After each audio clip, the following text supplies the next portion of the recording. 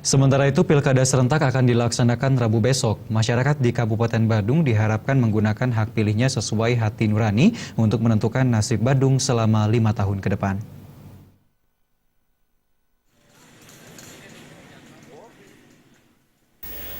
Masyarakat Badung diharapkan menggunakan hak pilihnya pada pilkada serentak yang akan dilaksanakan Rabu besok.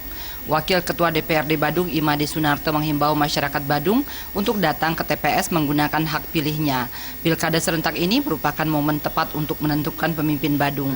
Imade Sunarto berharap kandidat yang terpilih sebagai pemimpin Badung bisa melaksanakan tugas dengan baik dan merealisasikan janjinya saat kampanye demi kesejahteraan masyarakat.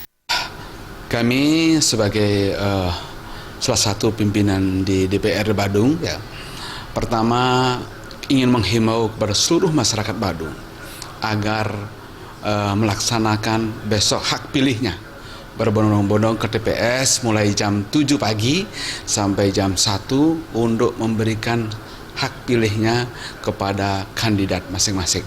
Karena apa? Karena kita sekarang adalah merupakan tanggal 9 momen yang tepat untuk memilih pimpinan Badung 5 tahun ke depan yang anggap terbaik, yang dapat mewakili masyarakat itu sendiri dalam memajukan masyarakat Badung. Harapan selanjutnya kepada kandidat manapun yang nanti terpilih sebagai bupati itu penuh rasa rendah hati, melaksanakan yang namanya tugas-tugas yang diberikan kepadanya dapat berjalan lancar sehingga beliau yang terpilih dapat mensejahterakan masyarakat Badung.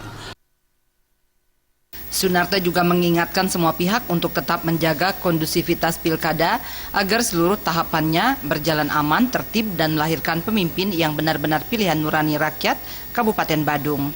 Tim pemenangan dan kandidat yang terpilih juga diharapkan tidak melakukan euforia kemenangan yang berlebihan. Agung Ria dan Supiatne, Bali TV.